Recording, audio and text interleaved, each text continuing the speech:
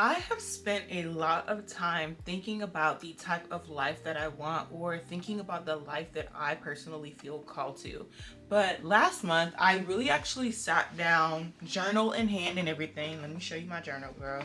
Journal in hand and everything, and really put this feeling on paper. I have found that in doing this little exercise, part of the life that I feel called to has a lot to do with finding contentment with my allotment in life, with what God has given me, my portion, which is not to say that like I don't have any other ambitions or other things that I desire to do or accomplish, but like if I never accomplish these things with what God has given me right now, can I find contentment without looking at the other grass on the other side or other people's lawns?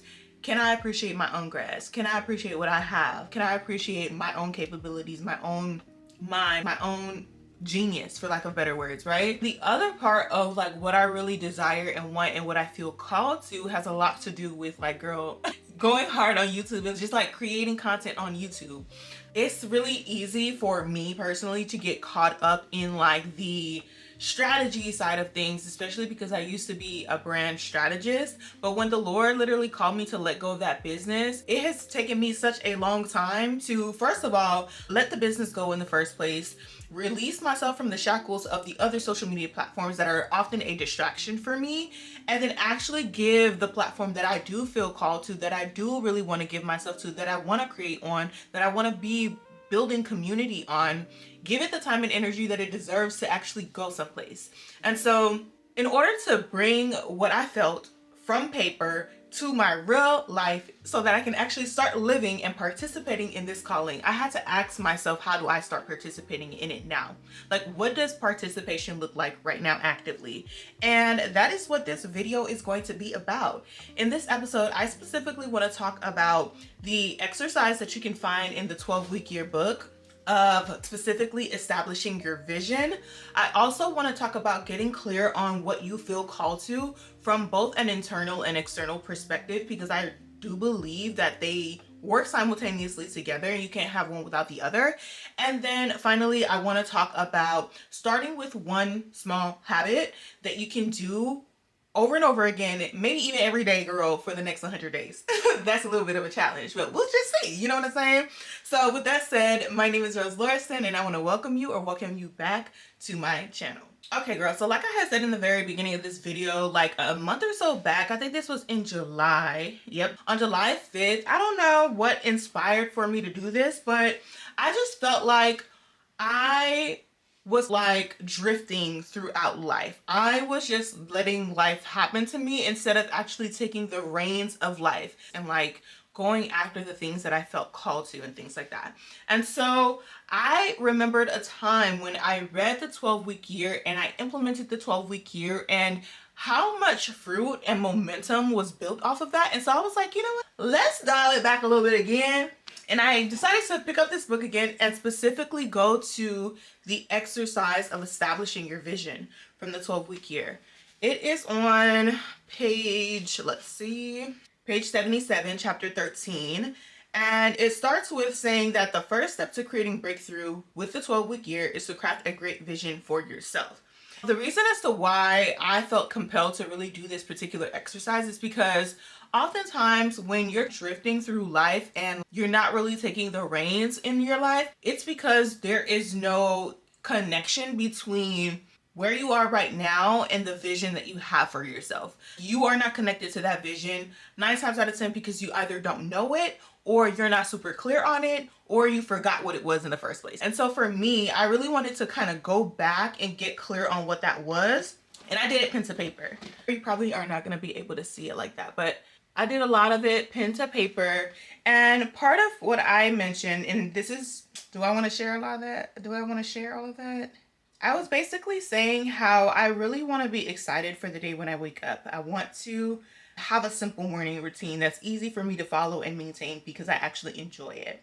By the way, if you don't know, I'm a stay-at-home wife essentially. I go to school, I do it online. I'm basically home majority of the day because I'm not really working a 9-to-5 job, and God called me to shut down my online business. And so I have a lot of free time in the day, and like, you can see how it's easy for me to get caught up in a drift. especially when there is like no aim. When I was doing online business, there was an aim. I am in school, but like, girl, I'm just following the curriculum that the school provides. When there is no aim, there is no goal for me, there is no vision, it's easy for me to just kind of go on drifting. And so because of that, there was a lack of structure in my day to day. There was a lack of life, and it was just always felt like the days were flowing into one another and merging in with one another. There was no distinction in anything, and I didn't like that. And so I was just kind of writing down what I wanted my days to look like. I mentioned how I wanted to, walk around the neighborhood on a day to day basis and then get ready for the day. At the same time, I want to make sure that I'm like taking care of my home. God made me a homeowner. I want to make sure that I'm doing that and stewarding that right, so that the rest of the day I can like focus on school, I can focus on content creation and things like that, and community building. And I also want to learn how to do some type of hands-on activity and stuff like that to get the things that I do off of just my brain and like get my hands dirty a little bit.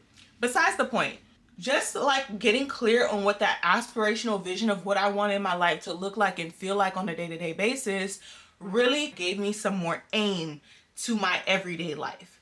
One thing that I also felt compelled to like take into consideration at the same time was like getting clear on what I feel called to from both an internal and external perspective. Now, this thought is not in the book per se, but I think that there are probably some principles of it here. What I mean by the internal and external perspective is that I need to think about who it is that I feel called to be and what it is that I feel called to do, because I don't believe that those two things are like apart from each other. We're not just human beings or human doings. We do things as well. And so I think that it's important for us to get clear on the type of person that we feel called to be. Like, what are the things that God is trying to push you to work on within yourself? Because the ultimate goal as a believer is for us to become more like Jesus Christ. And so what does that internal work consist of? And then on the other side of that, like, what is it he's calling you to do? Because we are also called to participate in the kingdom work that we're doing here on this earth, right? First Corinthians tells us, is it First Corinthians or second? One of the Corinthians tells us that like the work that we're gonna do here on earth, though it doesn't count towards salvation, it is not a matter of salvation. However, you'll get rewards based off of the work that you do here on earth. And so like you should be working. Work is good. Like, we are made to work as human beings, and we all have been given different gifts for doing certain things well. So we have to participate in the work that God is calling us to. When I was thinking about my vision, there was a twofold side of things. And I kind of mentioned it a little bit in the beginning of like, internally, I know that there is a level of contentment that I need to find within myself. It can be like hard to come out of a season, letting go of something that used to mean so much to you, like for me, a business, and having to mourn that aspect, having to mourn what could have been. But what I really found that internally, who I was trying to become is a more content person. I wanted to be content with my allotment in life, with what God might be calling me to in any given moment and season, and just being okay with that and not feeling like I am less than, or people are saying this and that about me because I haven't accomplished this or that. Like, be okay with where God has set me and placed me, and be a good steward of what I have right now.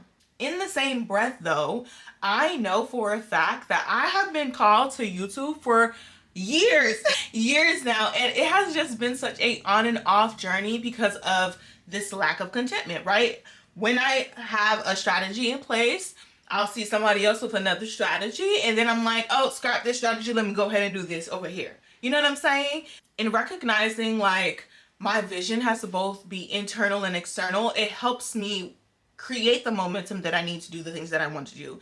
I know that I have an issue with contentment. I know that part of the discontentment comes from looking at what other people are doing or comparing myself, looking at it and judging myself according to them. And navigating that internal work and like learning that, okay, Rose, this is a problem, giving myself the opportunity to be aware of this thing, recognizing that there's a contentment issue or a discontentment issue helps me to realize, okay, if I am not being consistent with the thing that I want to do, if the internal discontentment is creating inconsistent work, then I need to work on being content and still put effort forward to showing up in the place that I feel called to, which is YouTube. And so I think that if you are in a space or in a place where you're trying to figure out what do you feel called to do in your life, what do you feel called to explore, where do you feel called to go, and all of those types of things, I think it's really important to look both at the internal and the external, because both of them have a direct impact on each other. They both really work together. Once you've gotten clear on that, which is something that I really had to do, and I, again, pen to paper with it, that is when I was like, okay, instead of trying to build out an entire 12-week year game plan, what is one simple habit that I can do for the next 100 days? And that's what I would challenge you to do as well. What is one simple habit that I could do for the next 100 days in order to push me to where I want it to go? And for me, because my major goal is to be creating content on YouTube and stuff like that, that was my one habit, to create content every single day. Do I have to post it every day? No, but I created it. If I can record a video every single day and like edit and schedule as I go, I think that's a good habit, because it challenges me to stop looking externally at everybody else's content and focus on the creating aspect of things. So do you see how it's working both the internal and external, helping me to participate within what I feel called to do? And so this is the little 100-day checklist that I created to kind of keep myself accountable of like, I want to do this 100 days. How am I going to do it? This is how I'm going to do it.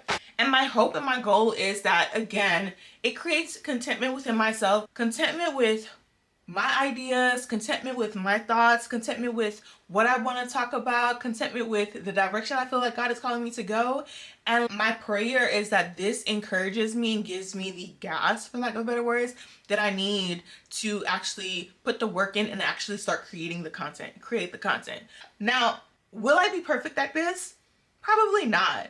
But I think that in anything that you set out to do, the best thing that you can do is simply start. At least you started, right? You started, and I think that that is a win in and of itself. So even in this video, this is a first of many videos that I'm going to be recording every single day to just push myself towards the life that I feel called to. I want to be creating all the time. I want to be content with my allotment in life. If I feel called to create in all of the things, I need to get comfortable with who I am, the gifts I've been given, the ideas that I have, and use that as the means to just start creating. Let that be the bucket that I pull from to create, rather than just looking externally constantly to get the thing that I need that's going to give me the validation that I'm probably subconsciously wanting and stuff like that. And so I encourage you, girl, if you're trying to navigate what God is calling you to and you're trying to figure out the life that you feel called to live, run through this exercise. I actually created,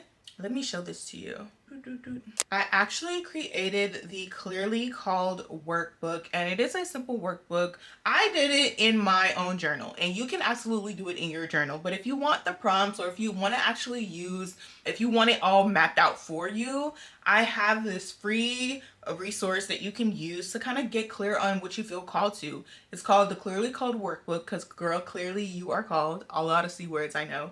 And I want to help you define what the inward and outward vision looks like for you. I want you to get clear on who you feel called to be and what you feel called to do. And I want you to kind of get clear on what is something that is small, doable every single day that can push you towards accomplishing this thing of becoming who you feel called to and doing what you feel called to. What is a small habit that you can implement right now for the next 100 days? Maybe it doesn't have to be 100 days. It could be 50 days for you. It could be 90 days for you. It could be whatever you feel like you have the capacity to do. What is one habit that you can implement for the next however many days to get closer to that thing? Because the reality is, the life that you desire is not far away from you. It starts with actively participate in the life that you have been given right now. And I hope that this resource helps you to kind of realize that and like activate that kind of part of yourself. The part of yourself that isn't passive, that's not going to allow life to pass you by, but that you become an active participant in it, doing the things that God has called you to do, becoming the person that God has called you to be to his glory. And so, girl, With that said, I hope that this video was helpful for you in some way, shape, or form, and that it also even gives you insight onto who I am and the things that I struggle with and I'm always navigating, and that it also encourages you to know that as a believer, like, life is not perfect. We are going to have mountaintops, but we're going to also experience a lot of valleys, but it is the valley places that God really uses to strengthen us, to develop character in us, to make us grow and become more like Jesus. And so I hope this encourages you to realize that, girl, if you're struggling and you're still trying to figure things out, that's normal. That's okay. Rely on the Lord, lean on Him, and trust that He will bring you to where you need to go. And so with that said, girl, I love you with the love of Jesus, and I will see you in the next video. TTYO.